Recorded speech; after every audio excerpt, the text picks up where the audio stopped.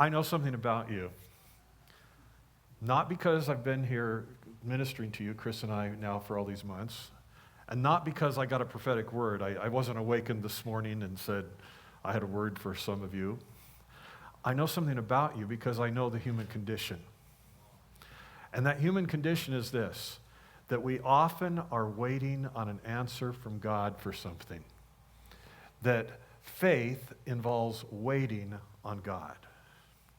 That we'll get a word from the Lord, we'll get something placed in our heart, we'll get a vision, if you will, from the Lord about something that we are believing God for, or there's a situation in our life and we begin to petition the Lord for it. And there's an element that almost always goes with it, and that is waiting. As a matter of fact, if you think about it, if we didn't have to wait on the Lord for answers to prayer, it would take very little faith, because just as soon as we asked Him, it would happen, and we go, well, there you go. Actually, waiting is almost always involved in getting an answer to prayer or to seeing what God has placed in our heart to come to pass.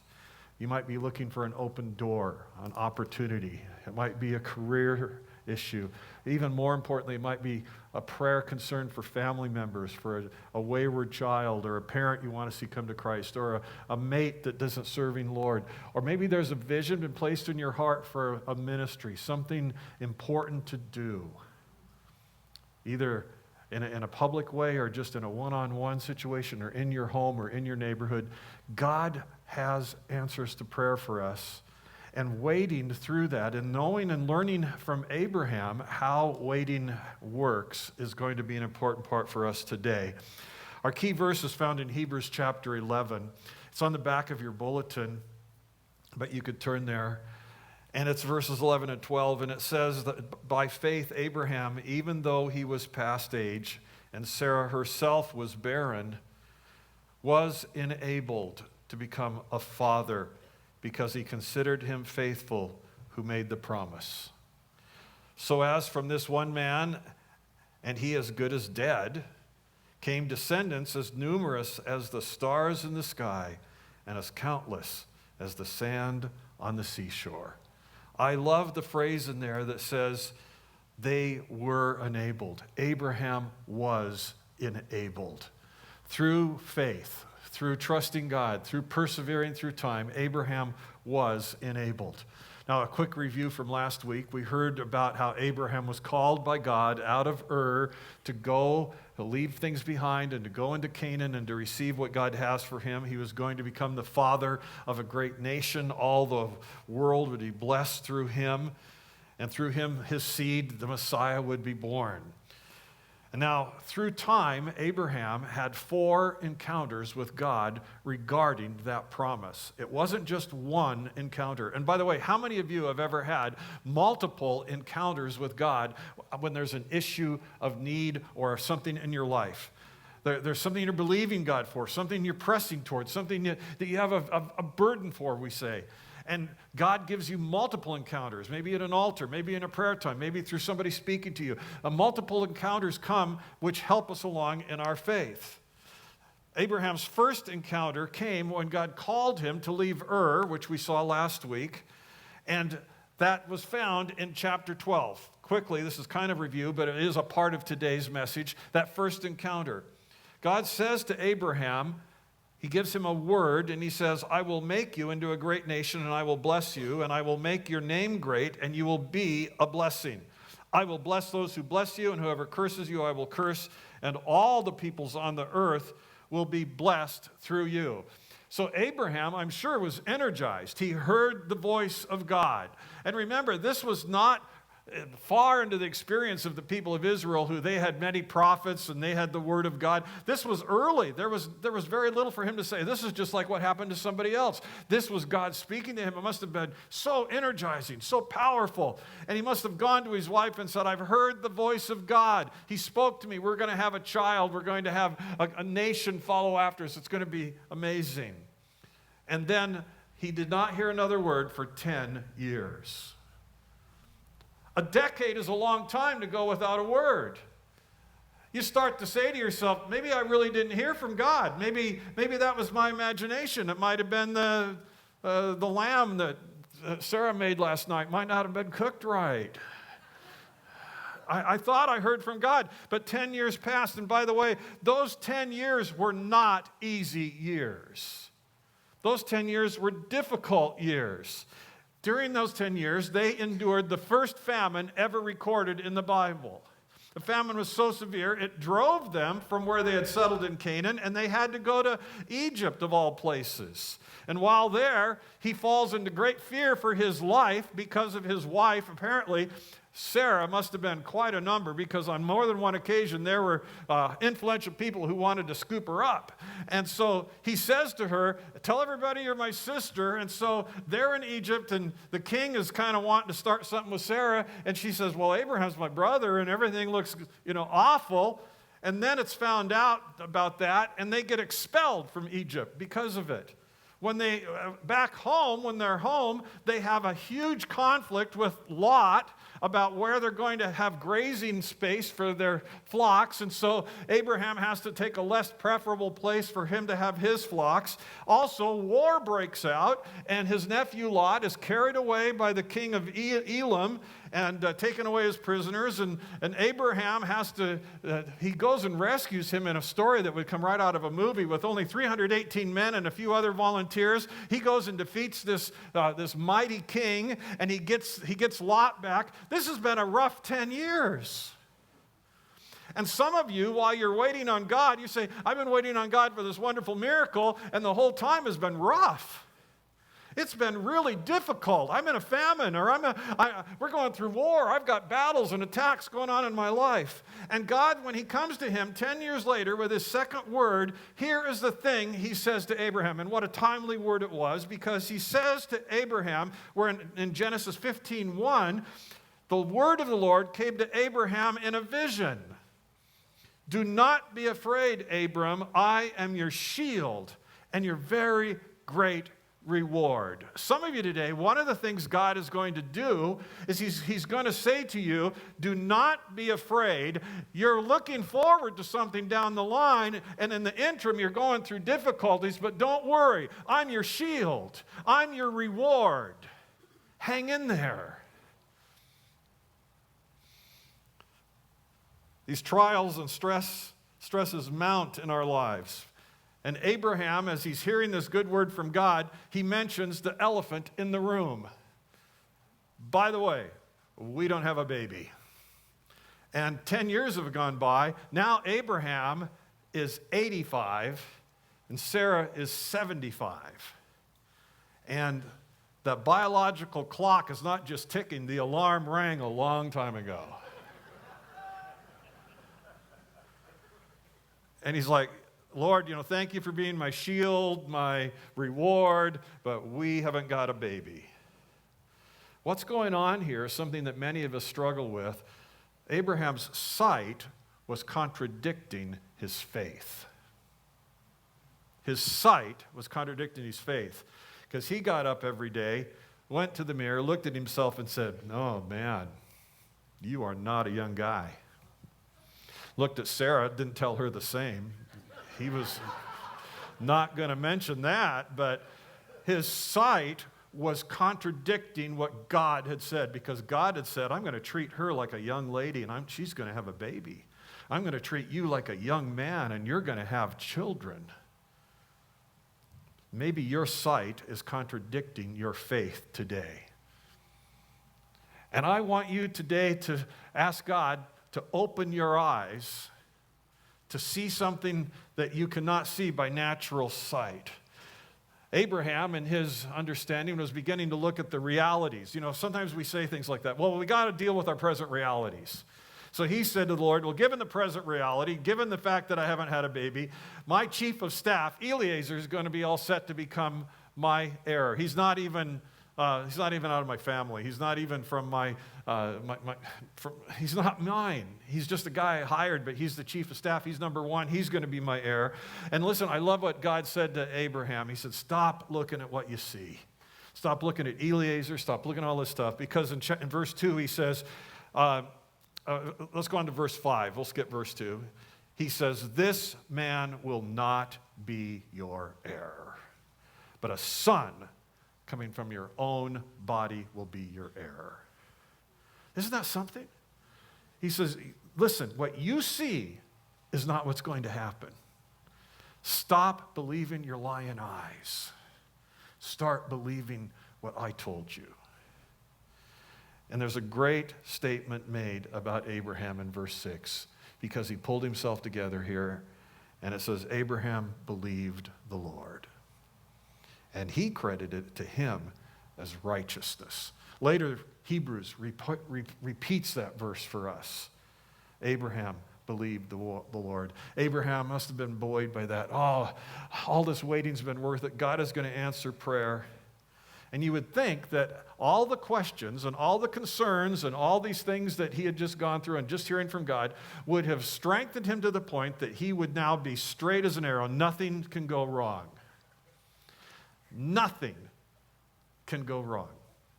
But absolutely, that was not what Abraham did, because human weakness still had an involvement in his life. And by the way, we're going to deal with human weakness our whole lives. I told you last week, these patriarchs, let's not look at them as perfect. They're human. They are humans who God worked through powerfully. And Abraham heard part of what God said. Have you ever listened to part of what God said? Because God said, don't worry, that son is going to come from your body. Because then Sarah had an idea. Sarah said to him in chapter 16, verse number 1, it says, Sarah had an Egyptian maidservant named Hagar. So she said to Abram, the Lord has kept me from having children. Go sleep with my maidservant. Perhaps I can build a family through her. Abraham agreed to what Sarah said.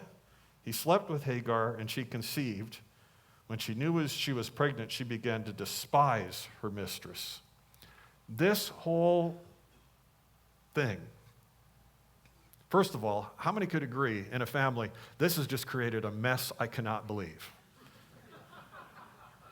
This is a mess. You know, you wish you could go back in time and say to him, stop! Whatever you're thinking, don't do this. But think of the assumptions that were made. First of all, the assumption was, God said this baby's going to come from my body, so Sarah's unnecessary. We make assumptions sometimes that that what God said was only partly true, so I'm going to take the part that I get and that I can control, and I'm going to do it. We take control and we wreck everything. We can make a mess. Sarah also was making an assumption that God was keeping her from having children. Not true, because we know the end of the spoiler alert, she has a baby, okay? In case you just walked in, you've never seen the movie, she has a baby. Another assumption we make is that somehow God needs my help. And I have the solution.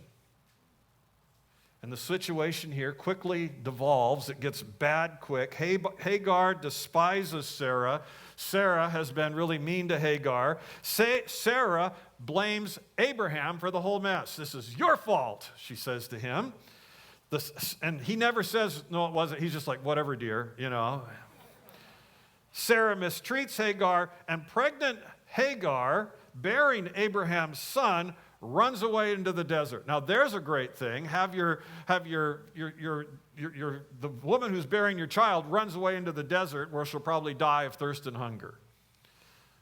This should have been a time for Abraham to stand tall and hold the line. When Sarah said, let's do this, he said, no, God has spoken. But we all make that mistake. Sometimes we don't hold the line. Sometimes we don't do what we should have done. And there are prices to pay, but I want you to hear something. It was not the end of the story. And if you've made mistakes on the way, if you have pulled one of these things, you've done one of these things, you've taken these kind of missteps, you've made some decisions that you say later, oh, what was I doing? Here's the good news. We said it before, I'll tell you again. God is not just the God of a second chance. He's the God of a second, a third, a fourth, a fifth, whatever it takes to make his will come to be in your life. God is still at work. And it wasn't over for Sarah and Abraham. There was still an... I love that song that we sing. Even when I can't see him is working. Even when I can't when I can't feel him, he's working. We depend on what we see, we depend on what we feel, but God is working. Because do you know what happened? For the next 14 years, it was crickets. God didn't speak to Abraham. 10 years of trouble, that was one thing, but now 14 years, not a word from the Lord. And during that time, can you imagine the self-condemnation that Abraham and Sarah were dealing with? The conversations in the tent at night. Abraham, have you heard anything from the Lord? No, not a word. This is all our fault. We start to beat ourselves up. We start to say, you know what, if God would have just chosen somebody else wouldn't have made this mistake. He's surely not going to speak again. The year after year goes by. You mark a little anniversary. This is the day he spoke to me first. Haven't heard from him. We're now up to 24 years, haven't heard a word from God. How many of you know that we want to put God on our timetable? We want things to be quick. It reminds me of a guy calls up American Airlines and he says to them, say, how long does it take to fly from Portland to London? The lady turns to her computer and she starts to tap. She goes, just a minute, sir. He goes, thanks, and he hung up. Some of you are going to go home at lunch today. You'll get that. Oh, that was that. We want things to be in just a minute. When it doesn't take just a minute, things are on God's timetable. A third word came from God after that 14-year gap. So we had a 10-year time, then we had a 14-year time. 24 years into this story, when Abraham was 99 years old, God appears to him. God appears to him. We're in Genesis chapter 17, verse 1. When Abraham was 99 years old, the Lord appeared to him and he said, I am God Almighty. Walk before me and be blameless. Now, that phrase is important. I would love to take time to talk about that. You've been blaming yourself. Walk with me and be blameless. Some of you need that word today, and if that's all you get, just think of that. You may be blaming yourself for going back to an old addiction, to an old relationship, for giving up on something. You may be blaming yourself, but God says, I am the Lord. I'm appearing before you today. Walk with me and be blameless. Wouldn't you love to walk blameless? You can walk blameless today. Moving on, though, he says, I will confirm my covenant between me and you and will greatly increase your numbers. He says, this thing that I told you 24 years ago is going to happen. Now look at verse 19 and 21. He says, your wife Sarah will bear you a son, and you will call him Isaac. Now, this is coming into sharp. We're starting to get a focus on it, starting to get sharp. He goes, not just it's going to happen someday. He says, in a year. And here's the name you're going to give him. And when we start to draw close to seeing what God is going to do, things start coming into focus. And for some of you today, things are going to start coming into focus. It's been blurry in the past. It was just an idea in the past, but now it's starting to become a reality. He says, in a year, you're going to have a son. You're going to call him Isaac. And he says, I will establish my covenant with him as an everlasting covenant for his descendants after him. But my covenant I will establish with Isaac, whom Sarah will bear to you by this time next year. Now, a very short time later, a fourth revelation comes to Abraham. This time, it's a visitation of Jesus. It doesn't use the name Jesus, but Jesus appears to him in physical form, and they meet together, Jesus with two angels. They meet Abraham under the tree. How many of you remember that story? I'm not going to tell you all the story, but I'll tell you this. They sit down with Jesus. He reiterates his promise that a son is going to be born. Sarah overhears this conversation, is in her tent laughing, and Jesus says, why is your wife laughing? Jesus knows exactly what's in our heart. And he repeats, by the time I come back this time next year, you're going to be holding that baby in your arms. The Lord kept his word. You can turn now to Genesis 21, verse 1 through 6. Now the Lord was gracious to Sarah, as he had said, and the Lord did for Sarah what he had promised. Sarah became pregnant and bore a son to Abram in his old age at the very time God promised.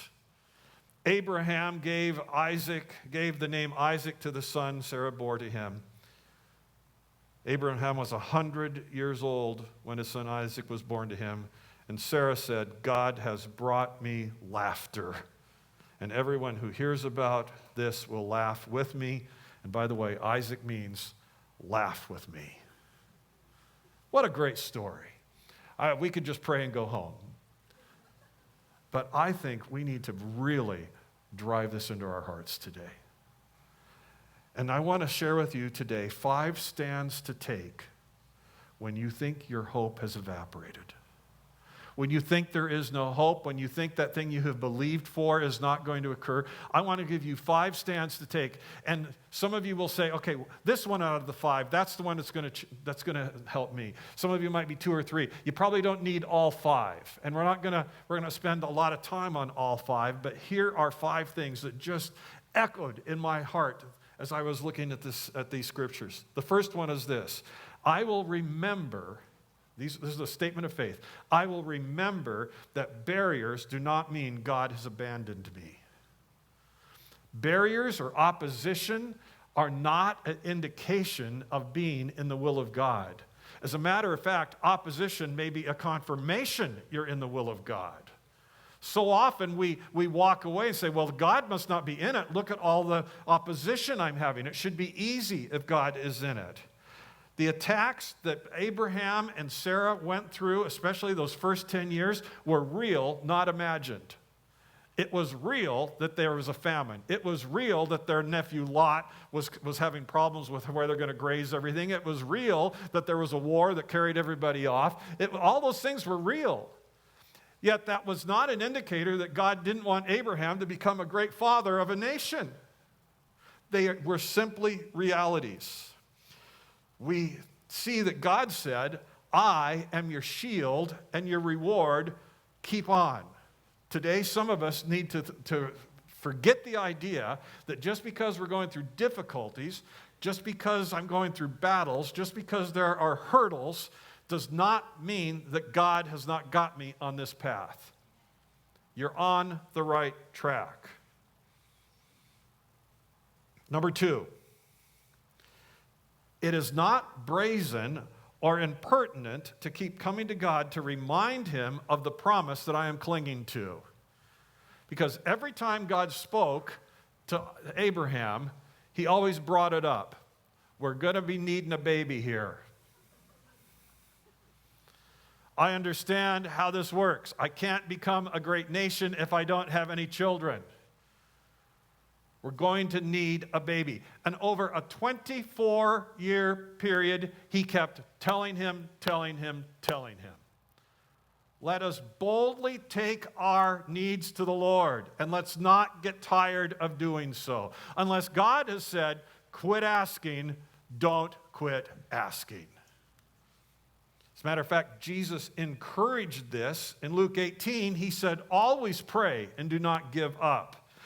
In verse 7, he said, and will not God bring about justice for his chosen ones who cry out to him day and night? Will he keep putting them off? Rhetorical question, no, he will not. Number 3, I will not, and this is one we're going to sit on this one for a minute. I will not settle for a human solution when God offers a divine intervention. I'm not going to settle for what I cobble together. I'm not going to settle for what my mind thinks is okay, good enough. I'm not going to stop at the gate of victory. I'm not going to let victory be swallowed up by my decisions to go a different direction. I will not settle for a human solution. Trusting God in that time of waiting will result in a miracle. Human solutions end up in frustration and loss. I had a lady once tell me, we were at a Bible study. I've got a group around, and who's got some answers to prayer they'd like to share today? And a lady said, I had an answer to prayer. Oh, great, tell us about it. She says, we needed groceries, we needed clothes for the kids. It was back to school. We had to get supplies, and we didn't have any money. She said, I just cried out to God and asked him what to do. There was no answer, and then the answer came in the mail. I had been approved for a new credit card. I'm stunned, I'm just stunned. And I could, in front of a whole bunch of people, say, that's stupid. That's a human solution. Let's go into debt. Let's not be caught up in human solutions. Instead, let's believe God for a miracle, that He is the provider, that He is the healer, that He is the one who gives a word of wisdom when I need wisdom. He can make a baby come out of a woman's womb who should have died, that womb should have died years ago. He can bring about a miracle. Let us not give in to human intervention. God does not need our help. He needs willing people to say, I am believing you. Today, if you're caught up, you've already made a human choice, and you say, boy, did I get us off the track. You know, we're really in the weeds now. It's not too late. Today, if you're considering a human idea, your own solution, remember what Solomon said. He said, trust in the Lord with all of your heart and lean not on your own understanding. In all of your ways acknowledge Him, and He will make your paths straight. And we forget the next verse sometime. He says, do not be wise in your own eyes. Fear the Lord and shun evil. You might be at a crucial crossroad right now, where you say, man, I was just about to give up, to quit, to throw in the towel, to take my own direction, to call the attorney for the divorce. I was about to take out the loan. I was about to quit my job. I was about to end my ministry. I was about to drop out of school. I was about to give up. I was going to resign. Whatever you thought was going to bring the answer, I want you to hear something. Don't give up on God. Don't lean on human understanding. Acknowledge Him. Remember, it may take time. Are you 25 years into it yet? Probably not. Somebody might say, yeah, I am. Then go 30. Don't give up on God, because He has not forgotten His promises. All His words, you can trust Him. It ends by saying, fear Him. Realize He is to be feared in this. I'm going to trust God and see what only He can do. Number 4 is something that just came to me as I was studying. I was looking over this and I thought, can this be? But number 4 is this: I will grow closer to God through this journey. To make that your stand and say, this is not wasted time. This is time to get closer to God. And here are the things this is the thing that jumped out at me that I could not believe. I never saw this before. Maybe you knew it and you're going to go, I don't know where you've been, Todd, but I knew this forever. But here it is. The first time that Abram heard from God back in Ur, he heard a voice. And some people can say, you're hearing voices. You ever heard, I don't know. But he heard a voice. The second time, 10 years later, he saw a vision. The third time, 14 years after that, he had a visitation bodily of God. He saw God. The fourth time, just a few months later, he and Jesus had barbecue. Look it up. Abraham sees Jesus and the angels there, and he goes, hey, if you got the time, I'm going to go kill some livestock. We'll cook them up. We'll eat right here. And Jesus says, I'll be right under the tree. Go ahead. And they make the food. They come and have a great time together. Now, here's the thing. Every time he heard from God, they were getting closer, closer, and closer. The first time it was a voice. The second time it was a vision. The third time it was a bodily representation. The fourth time they had communion. And they were so close on that fourth time, as they're sitting there eating, Jesus turns over looks at the angels and says, hey, what do you think? Should I tell Abraham what I'm about to do? Yeah, I think I will. See that city? I'm going to destroy it. And Abraham felt so close to Jesus, he said, how about if we don't do that? How about if you find 50 people there? Remember that? And because they were so close, Abraham felt the boldness to beg mercy for that city. All I'm telling you is, folks, is that the journey is not wasted if you'll keep drawing closer and closer to God through it. God became more clear in Abraham's experience, more recognizable, more tangible, to the point that he could reach out and literally touch him and hand him a leg of lamb. Don't drift from God during your journey of faith, draw close to Him. You have a great opportunity. The fifth statement, and I can't believe how fast I've preached today. This is like a miracle in itself. I want you to write this down today. Pastor was short today. It was a miracle. We'll get down to the sizzler before we know it. This fifth one is powerful too. I will sow seeds of expectation on the way. I will sow seeds of expectation on the way. How are you going to spend those 24 years? Robert and Mary Moffat were missionaries a long time ago, when missionaries were it was a new thing. And they went to Africa, to what's now called Botswana. And they started their mission there, and they began to preach the word. They wanted people saved. Year 1 went by, nobody got saved. Year 2 went by, nobody got saved. 3, 4, 5 years went by, nobody got saved. 6, 7, 8, 9, 10. They went 10 years, not a single convert. Nobody even said, hey, this is making a lot of sense. I think maybe I'm about to be a Christian. Nobody was getting saved.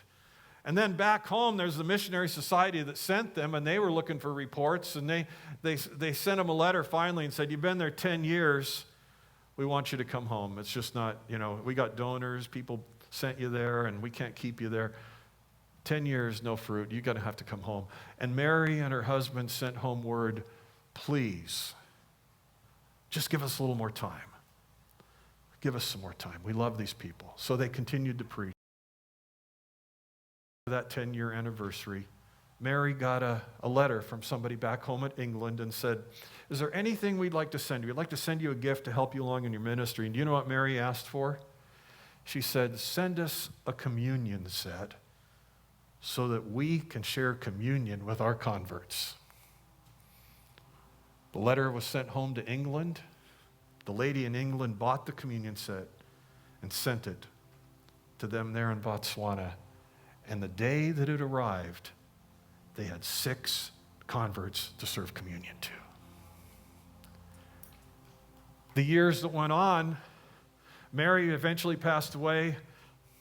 Robert stayed on in the ministry. Between the two of them, they stayed there 49 years.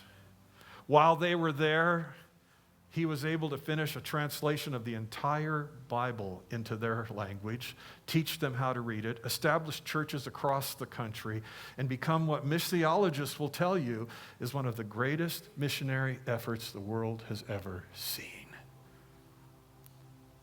Do you know what happened? I think Mary sowed a seed of faith when she wrote her friend at home and said, send us a communion set because these people are going to need to be taking communion. And God saw that seed that was planted. Do you know what I'd say to Abraham and Sarah today if they've said to me, Todd, we're believing God for this? I'd say, you better run down to Walmart and buy yourself some Pampers. Because God is about to bring you a baby and you don't want to be ill-prepared. And I want to ask you today, what seeds of expectation are you sowing for the answer of prayer? You've been believing God. You've been looking for an answer from Him. Can you start sowing some seeds?